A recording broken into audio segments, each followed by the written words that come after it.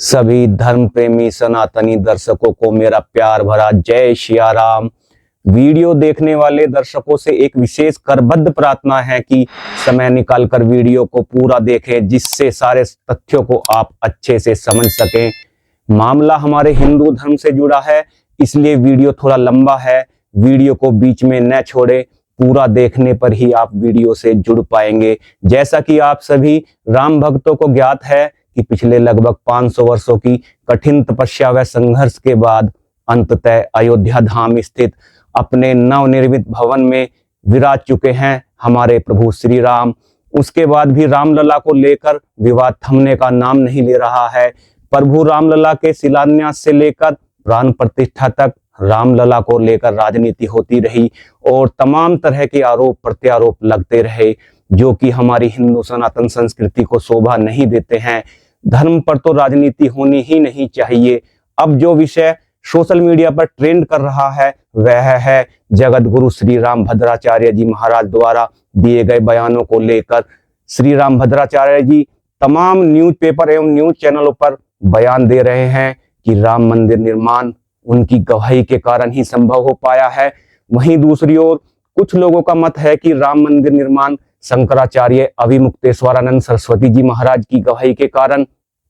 आइए पहले हम श्री राम भद्राचार्य जी के बयानों का विश्लेषण करने वाला यह वीडियो आपको दिखाते हैं।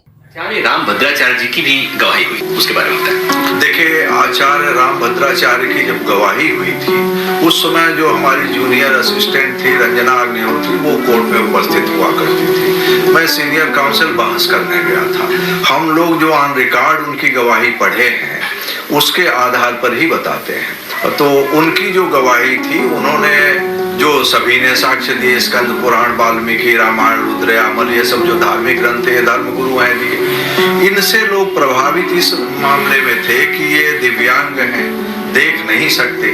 फिर भी इन्होंने जैसे बताया कि स्कंद पुराण के वैष्णव खंड अयोध्या महात्म्य के इतने श्लोक में ये लिखा है, तो लोगों पर उसका प्रभाव पड़ा कि मैंने कितना परिश्रम से इन्होंने पढ़ा लिखा है। वो बात अलग रही। लेकिन इन्होंने एक तुलसी दोहा शतक भी प्रस्तुत किया था।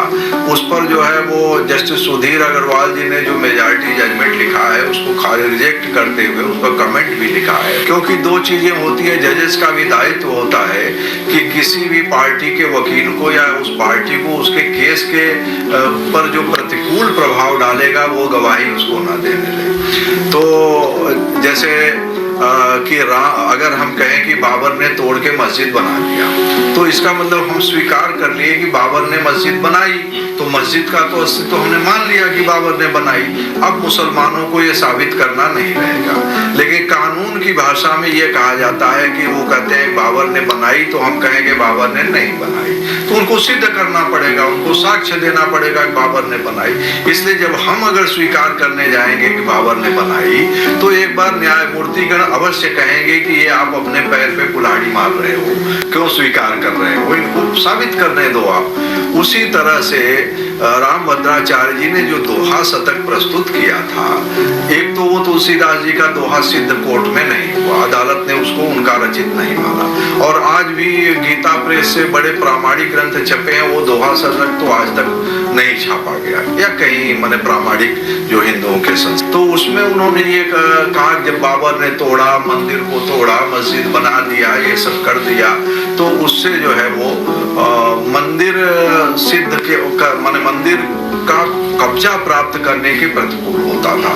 क्योंकि एक लॉ ऑफ एडवर्स पोजीशन भी है, अगर आपका कब्जा हमने कर लिया, 12 वर्षों के अधिक समय तक रह गए, आपने नहीं छुड़ाया, तो वो लिमिटेशन से काल बाधित हो जाता है, आप अदालत के माध्यम से कब्जा नहीं ले सकते।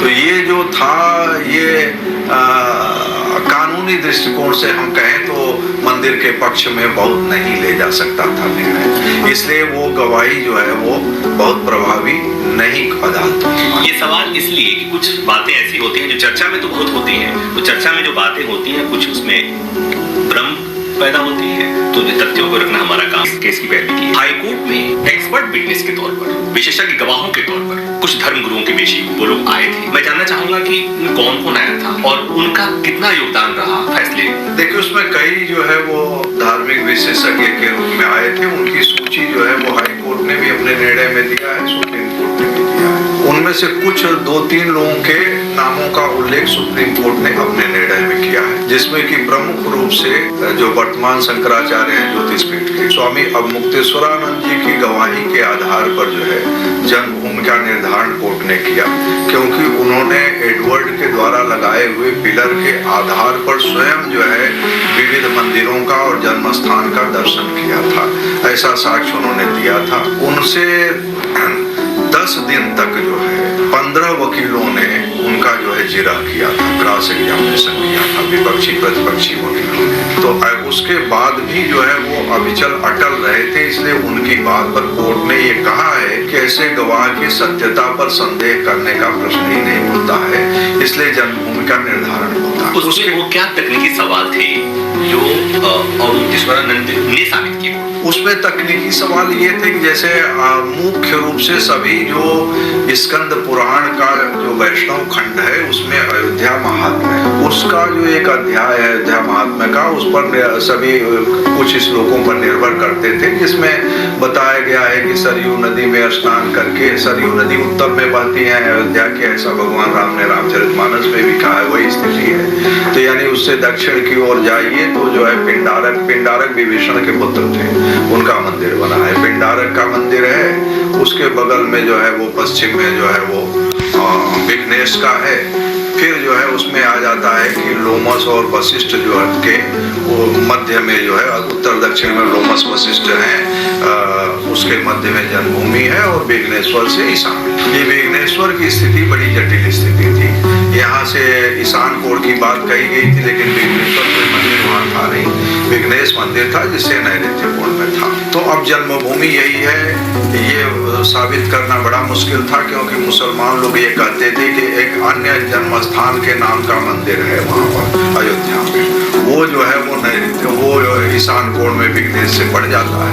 उन्होंने कहा वो यही है। तो स्वामी अवमुक्तेश्वरानंद सरस्वती जी ने स्कंद पुराण का के जो मंदिर हैं उनको एडवर्ड कलेक्टर थे वहाँ के फैजाबाद के, 1902 में उन्होंने तीर्थ अनुसंधान की सभा बनाई थी, 158 पिलर गढ़वाए थे। तो उन्होंने बाकायदे मिला के बताया कि यहाँ पर गए एडवर्ड का गढ़ाया हुआ यहाँ पर पिलर था, और स्कंद पुराण के अनुसार जो बताया गया वो मंदिर भी है। यानी जो मंदिर स्कंद पुराण में बताए गए थे वो 1902 में भी वो प्रमाणित हुए, और उसके बाद 2005 में जब स्वामी अवमुक्तेश्वरानंद जी दर्शन करने गए थे उस समय भी वही स्थिति थी। तो इससे कोर्ट ने उसको प्रमाण, ये वही अवमुक्तेश्वरानंद है जो आज की बड़ी चर्चा है। हाँ, वही स्वामी अवमुक्तेश्वरानंद जी हैं। इस समय वर्तमान में वो ज्योतिषपीठ के जगत गुरु शंकराचार्य। उनके अलावा ये तो बात हो गई कि जो अवमुक्तेश्वरानंद को लेकर ढेर सारी बातें हो रही है। आप देखिए, समझिए कि किस तरह से उनका योगदान है, कंट्रीब्यूशन है इस राम मंदिर के निर्माण में, और अयोध्या मामले में जो जीत मिली थी, रामलला की जीत जो हुई थी कानूनी तौर पर। यानी लगभग 400 ग्रंथों को मैंने पेश किया था, वो सारी की सूची हाई कोर्ट के रिकॉर्ड में भी है। हाई कोर्ट में अगर मेरे नाम का उल्लेख सबसे अधिक बार किया गया है, हमारी ही सबसे अधिक अगर जो है वो जजमेंट साइड किए गए बहस है, तो ये श्रेय किसका है? जिसका मैं वकील था, मुझे वो ले गए इसलिए मैंने बहस किया, नहीं ले जाते तो कैसे बहस कर। जैसा कि आपने इस वीडियो में देखा कि श्री राम भद्राचार्य जी की गवाही को कोर्ट ने नकार दिया था, बावजूद इसके भी श्री राम भद्राचार्य जी अपने बयानों में यह कहते नजर आ रहे हैं कि उनकी गवाही से ही प्रभु श्री राम जी का भव्य मंदिर बन पाया है। आइए देखिए कि श्री राम भद्राचार्य जी क्या कह रहे हैं इस वीडियो में।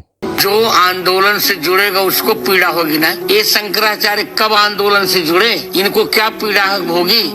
मैं तो जानता था, मैंने तो भविष्यवाणी भी की थी। मैंने कहा भी था कि निर्णय 2019 के 6 दिसंबर से पहले आ जाएगा। मैंने भविष्यवाणी की थी, सफल हुई। मैंने ये भी कहा था कि 2024 की जनवरी में राम लला जी गर्भगृह में प्रवेश कर जाएंगे। ये गणना कैसे की आपने बताइए? ये आपने शास्त्रों के अनुसार से गणना की, ये आपका दिल कह रहा था? मैं बिल कोर्ट में गया मैं मित्रों, मुझे चुप कराने के लिए विपक्षियों ने विपक्षी वकील को $45,000 दिया था, विदेशी अमेरिकन डॉलर, और आप लोगों का पुण्य था श्री राम भद्राचार्य जी से उनका एक बालक और शिष्य होने के नाते कहना चाहता हूं कि अगर उनकी गवाही से मंदिर निर्माण हो भी गया तो क्या एक साधु महात्मा को श्रेय लेने की होड़ में शामिल होना चाहिए? मेरा मानना है कि प्रभु श्री राम मंदिर निर्माण में किसी एक व्यक्ति विशेष की, राजनीतिक पार्टी की या किसी समुदाय की भूमिका नहीं है, बल्कि हम सभी सनातनी हिंदुओं की तपस्या, त्याग, समर्पण और बलिदान से यह संभव हो पाया है। कोई जेल गया, किसी ने प्राण गंवाए, किसी ने प्रार्थना की, किसी ने दान दिया, तो कोई भावनात्मक रूप से जुड़कर अपना योगदान दिया। यथास्थिति सभी सनातनी हिंदू भाइयों ने अपना सहयोग दिया। किसी एक को इसका श्रेय लेना सर्वथा गलत होगा। अब हम इस प्रकरण के दूसरे पहलू पर गौर करते हैं, जिसमें बताया जा रहा है कि शंकराचार्य अविमुक्तेश्वरानंद सरस्वती जी महाराज की गवाही पर कोर्ट ने निर्णय दिया। आइए देखते हैं इस वीडियो के कुछ अंश। राम मंदिर अयोध्या में बन चुका है और प्रधानमंत्री जी द्वारा उसका उद्घाटन कर दिया गया है और पवित्र राम मंदिर में श्री विग्रह प्रतिष्ठित हो चुका है। लेकिन दो संतों की टकराहट, एक राम भद्राचार्य जी जो कि खुद ही ये श्रेय ले रहे हैं कि उन्हीं के कारण ये मंदिर का बनना संभव हो सका और उन्होंने सुप्रीम कोर्ट में, हाई कोर्ट में ऐसी गवाही दी। उस गवाही को आधार मानकर ही सुप्रीम कोर्ट और हाई कोर्ट इस फैसले पर राजी हुआ कि विवादित ढांचा या विवादित स्थल श्री राम जन्मभूमि है। तो देखिए, इसकी सच्चाई हम जानते हैं, क्योंकि जो कभी कभी ऐसा होता है कि जो दिखता है वही बिकता है और सबकी अपनी अपनी दुकानें हैं और राम भद्राचार्य जी की तो बहुत बड़ी दुकान है। तो सबसे पहले मैं ये सुप्रीम कोर्ट का जजमेंट मेरे पास है श्री राम मंदिर का, ये आप देख सकते हैं और ये 1045 पेज का जजमेंट है, जिसमें कई रिट्स जो है वो डाली गई है, सिविल अपील भी डाली गई है और ये पूरा इसका जजमेंट है। तो सबसे पहले मैं आपके ले जाना चाहूंगा जजमेंट के कुछ पेजेस हैं, जिसमें मैं सबसे पहले समझा देता हूँ कि कितने विटनेसेस लगे हैं और कितने लोगों ने इस पे गवाही दी है। तो सबसे पहले हम पेज नंबर इसका 57 खोलेंगे। डायरेक्ट आपको मैं पेज नंबर देता हूँ, जिससे कि 1045 पेज का जजमेंट जो है वो आपको नहीं पढ़ना पड़ेगा। इसमें ओरल विटनेस 88 लोगों के दिए गए हैं और भी बहुत सारे विटनेसेस है। देखिए,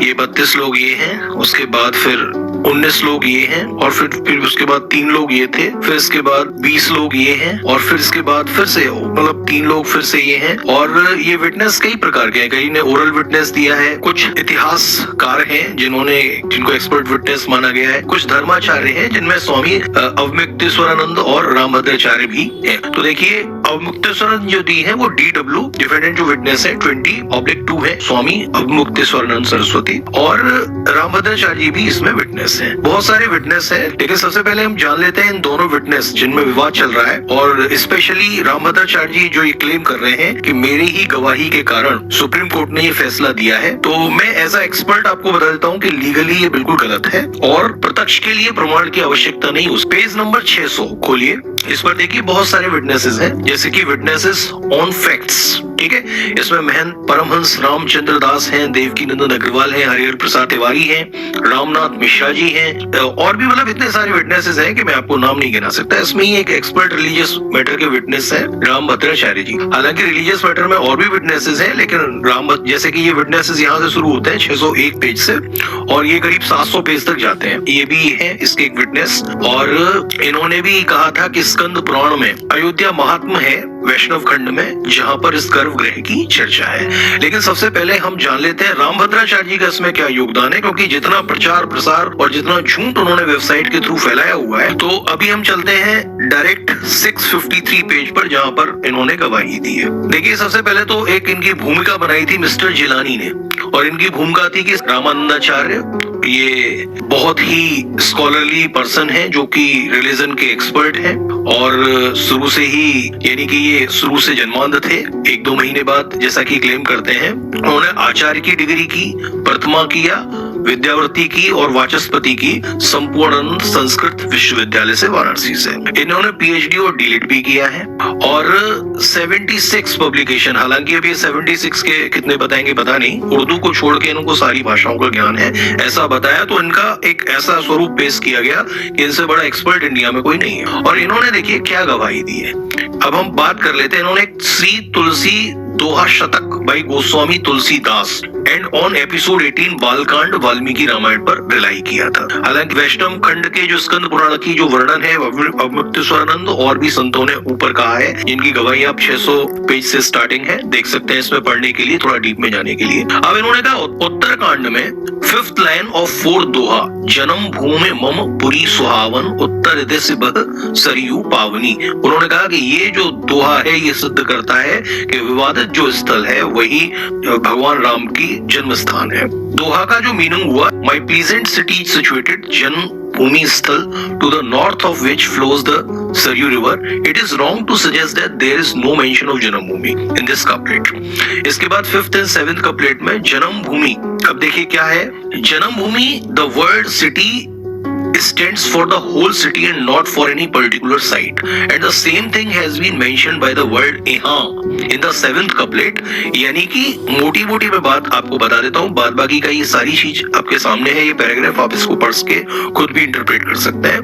यानी कोर्ट ने इनकी गवाही पे ये माना कि आप जिसका एग्जाम्पल दे रहे हैं कि ये जन्मभूमि है, तो जन्मभूमि का मतलब है कि पूरा सिटी, जैसे कि हम कहते हैं कृष्ण जन्मभूमि, तो इसका मतलब पूरे मथुरा की बात हो रही है, किसी पर्टिकुलर साइट की बात नहीं हो रही। तो इस श्लोक में कहीं भी ये मेंशन नहीं है कि जो विवादित ढांचा है, ये जो पर्टिकुलर साइट है जिस पर की विवाद है, वो गर्भगृह है श्री राम का। तो कोर्ट ने इनकी गवाही को वेटेज नहीं दिया। दूसरा, चूंकि ये जन्मांधवी थे, इनका ना कोई क्रॉस एग्जामिनेशन हुआ। वहीं दूसरी ओर शंकराचार्य, जिनको की विवाद भी है, और ये स्वामी अवमुक्तेश्वरानंद सरस्वती जो की DW20/2 थे। तो अगर मैं अवमुक्तेश्वरानंद सरस्वती की बात करूं तो इन्होंने, और मैं कहूंगा कि जो जिनको कानून की समझ है वो जानते हैं, या फिर इनके बहुत सारे पत्रकार हैं, इनको जाना चाहिए कि जो भी वकील ने इनकी पैरवी की है वो बताएंगे इस जजमेंट को थोड़ा सा इंटरप्रेट करके।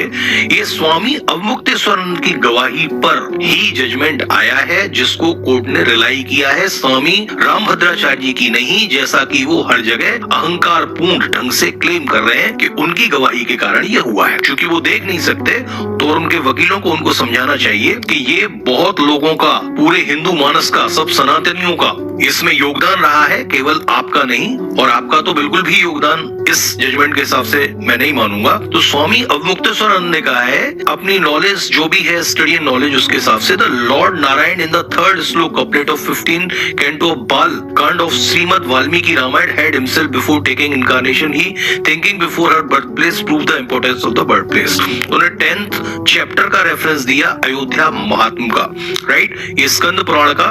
तो देखिए, method of journey to Ayodhya has been described in the 10th chapter of Ayodhya Mahatma of वैष्णव खंड of स्कंद पुराण। स्कंद पुराण के वैष्णव खंड के अयोध्या महात्मा, यहाँ पर ये वर्णन मिलता है केवल कि ये जो पर्टिकुलर साइट है ये श्री राम जन्मभूमि है और यही गर्भगृह है।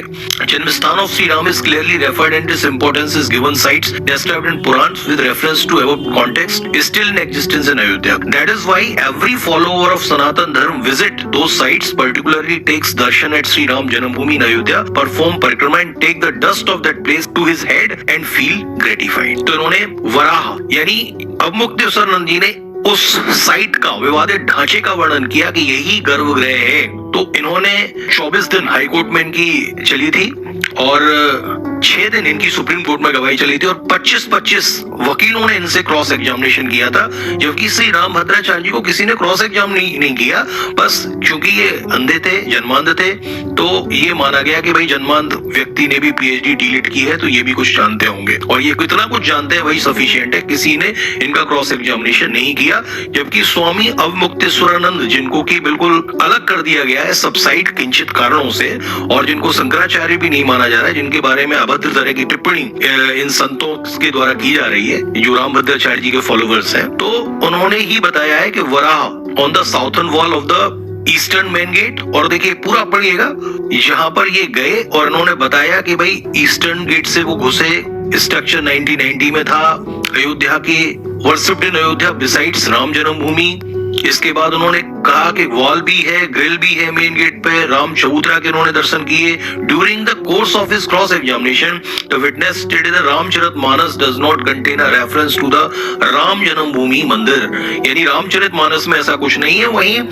स्वामी रामभद्राचार्य जी ने तो जो दोहा शतक की कुछ बात की थी, तो उसका कहीं कोई 4-5 कॉपी थी, कोई ज्यादा कॉपी थी नहीं, और वो इतना पॉपुलर नहीं था जिसको कि कोर्ट एक्सेप्ट करता। इसके बाद देखिए, the witness stated that the site represented the place of the incarnation of Lord Ram. The witness stated that there is no reference to any particular birth place of Lord Ram in Purana except in Ayodhya Mahatmya and western खंड in the Skanda Purana. और इसके बाद इन्होंने पूरे cross examination में बताया कि कब कब ये गए थे। इसके बाद सत्यनारायण त्रिपाठी ने कहा कि in Ramcharitmanas there is no mention of any special place regarding the birth of Ramchandra ji but only a mention about Ayodhya, यानी अयोध्या का तो मेंशन है कि अयोध्या में भगवान राम का जन्म हुआ, लेकिन इसी विवादित जगह पर हुआ, ऐसा कहीं कोई रामचरितमानस में मेंशन नहीं है। तो क्वेश्चन किया गया, is there mention of praise of Ramchandra ji in 3rd, 4th, 5th, 7th और 8th चौपाईस after above couplets number 17(1)(b)? कहा श्री रामचरितमानस में कहीं क्या इसका वर्णन है? तो देखिए, कहा there is no mention about the birth place of Ramchandra ji in the 11 chaupais. तो जिन चौपाईस को रामभद्राचार्य जी लेके घूम रहे थे और जिन चौपाईस के बेसिस पर उन्होंने गवाही दी थी रामभद्राचार्य जी ने, तो कोर्ट ने उनको माना ही नहीं। इसके बाद मैं डायरेक्ट आपका जाऊंगा पेज नंबर 966 पर, जहां पर कि इन दोनों का वर्णन है। रामभद्राचार्य जी ने यहाँ पर वही जो हाई कोर्ट में बयान दिया था वही है। The witness was not put to any cross examination regarding non existence of legacy of identify Ram Janmabhoomi. तो इनका ना तो कोई क्रॉस एग्जामिनेशन किया गया। इसके बाद महंत राम विलास दास वेदांती ने भी यही बात कही कि स्कंद पुराण में, वैष्णव खंड में, अयोध्या महात्म्य में ये सारी चीजें हैं। अब हम आगे चलते हैं जहां पर कि स्वामी अवमुक्तेश्वरानंद की बात आती है, और मैं बताऊंगा कि कैसे कोर्ट ने इस पर रिलाई किया। इन हिज स्टेटमेंट, ये थोड़ा इंपॉर्टेंट है, इसको पढ़िएगा। Ayodhya Mahatmya Skanda Purana in his examination in chief in paragraph 35 stated Ayodhya is the holy place as was described in the book Ayodhya Mahatmya. The details about Ram Janmabhoomi but did not mention about any mosque. वहां पर मस्जिद का कोई जिक्र नहीं है, लेकिन राम जन्मभूमि का जिक्र है। और क्रॉस एग्जामिनेशन में 25 लोगों ने, 25 अपोजिट जो वकील थे अपोजिशन के, उन्होंने इनसे क्रॉस एग्जामिनेशन किया, और जो हाई कोर्ट में करीब 24 दिन चला अवमुक्तेश्वरानंद जी से, और ये सुप्रीम कोर्ट में करीब 6 दिन चला। तो he is in cross examination has said that he has seen 12 sthan, Nageshwarnath temple, Lomesh Rishi hermitage, Vighnesh Pindar and Vaishnav Kund. Cross examination में इन्होंने अपनी बात कही और ये बताया कि इतनी दूरी पर ये है, इतनी दूरी, यानी एक एक चीज स्कंद पुराण से इन्होंने मिलाई और बताया कि कौन सा पर्टिकुलर लट्ठा कहां पर लगा हुआ है और क्यों डिस्प्यूटेड साइट ही गर्भगृह है। स्कंद पुराण, तो यहाँ दर्शन किए इन्होंने। स्कंद पुराण के अनुसार he also referred in his cross examination chief that he got great assistance from the stone board fixed by Sri Edward during the time of British rule. तो जो पत्थर लगाए गए थे, जो स्टोन्स लगाए गए थे, स्टोन बोर्ड लगाए गए थे, उन तक का मेंशन किया है, या फिर ये स्वामी जी ने, शंकराचार्य जी ने मेंशन किया है that I have also once visited Ayodhya following the procedure given in Skand Puran and took darshan of Sri Ram Janmabhoomi. During that visit, I got great assistance from the stone board fixed by a higher officer Sri Edward during the time of British rule. यानी British rule में जो Shri Edward थे, जो higher officer थे, उन्होंने जो stones लगाए हुए थे स्कंद पुराण के अनुसार ही थे और उनके अनुसार उन्होंने दर्शन किए, which were fixed in accordance with the serial prescribed in the Skand Puran and proves the then geographical situation. जो कि स्कंद पुराण के अनुसार ही लगाए गए थे और जबकि जियोग्राफिकल, भौगोलिक परिस्थिति को स्पष्टतः वर्णित करते थे। तो देखिए, अभी अगर इसको पढ़ेंगे आप तो थोड़ा सा 4-5 पेज का, ये भी कुछ मैंने सारा सार दे दिया है आपको, 1045 पेज नहीं पढ़े, केवल 4-5 पेज को ढंग से पढ़ना है तो आपको समझ में आएगा। तो देखिए, बड़ा स्थान, राम जन्मभूमि, ये सारी चीजें हैं। He further stated the stone at Lomesh Ashram was fixed in the east of the Ram Janmabhoomi Mandir. और फिर क्रॉस एग्जामिनेशन में बताया I have seen 5-6 stone boards, 5-6 इन्होंने स्टोन बोर्ड देखे हैं। इनमें the stone boards were fixed at Barastan, Ram Janmabhoomi, Pindar, Lomesh, Vighneshwar and Vashishtha Kund और विघ्नेश्वरा रिस्पेक्टिवली। तो ये 2001 में और 2002 में उन्होंने कहा मैं गया हूं, मैंने ये जगह देखी है और ये जगह स्कंद पुराण के अनुसार ही वो स्टोन्स लगे हुए हैं जो कि अंग्रेज के एडवर्ड ने लगाए थे, ऑफिसर ने। I have seen these stones regularly whenever I visited there. Stone head Lomesh Ashram was fixed in the east, ये ईस्ट में है ऑफ ईस्ट कॉर्नर। तो यानी इन्होंने स्टोन के बारे में बताया कि कौन सा स्टोन कहां फिक्स है, और वो फिक्स इन्होंने नहीं किया, वो अंग्रेज के जो अफसर हैं वो करके गए थे। और जो उसका पूरा वर्णन जो है वो स्कंद पुराण के अयोध्या महात्म्य में मिलता है। This stone was in the eastern side of the way back from the Janmabhoomi stone. ठीक है, अब एक एक स्टोन की देखिए चर्चा है, कौन सा एडजेसेंट टू पिंडारक था, कौन सा कहां था। 5-6 स्टोन जो हैं वो इनके अनुसार थे। Witnesses 10 clearly proves the location of Ram Janmabhoomi as per legend given in Ayodhya Mahatmya Skanda Purana. तो इन्होंने प्रूफ कर दिया, कोर्ट ने इनकी गवाही को माना। अब ये तो हुई कोर्ट की बात। तो मैंने कुछ पेजेस आपको बताए, उनको थोड़ा सा ध्यान से देख लीजिएगा, जिनमें केवल इनकी गवाही की चर्चा है। Page number 59, page number 60, page number 600 to 657 और पेज नंबर 966 जिनमें इनकी गवाही की चर्चा है। तो ये पूरा जो जजमेंट है वो 1045 पेजेस का है और इसमें ये सुप्रीम कोर्ट का जजमेंट है। अब आपने देखा कि किस तरह से एक जगत गुरु और शंकराचार्य जी के बीच की बातों को सोशल मीडिया पर विश्लेषण किया जा रहा है। मेरा मानना है कि हमारे सभी धर्माचार्यों, जगत गुरुओं और शंकराचार्यों को इन सब में नहीं पढ़ना चाहिए। अगर कोई विषय है भी तो वह निजता के दायरे में रहकर आपसी वार्ता के माध्यम से धर्म के मुद्दों को सुलझाना चाहिए, न कि सार्वजनिक प्लेटफॉर्म पर आकर। इस वीडियो का उद्देश्य किसी भी व्यक्ति विशेष की भावनाओं को ठेस पहुंचाना नहीं है, बल्कि हम अपने सभी सनातनी भाइयों को जागरूक करना चाहते हैं। अब मैं फैसला अपने दर्शकों पर छोड़ता हूं कि इस विश्लेषण में कौन सच्चा, कौन झूठा, कौन सही, कौन गलत। क्या इस तरह के धार्मिक मुद्दों को हमें सार्वजनिक मंचों पर उठाना चाहिए? हमारे द्वारा किए गए इस विश्लेषण से किसी को ठेस पहुंची हो तो उसके लिए मैं क्षमा प्रार्थी हूं, क्योंकि मामला हमारे धर्म गुरुओं से जुड़ा है। सभी का मैं सम्मान करता हूं, मगर हमें इस विषय पर मंथन करने की आवश्यकता है। अपने सकारात्मक सुझाव हमें आप कमेंट के माध्यम से दे सकते हैं।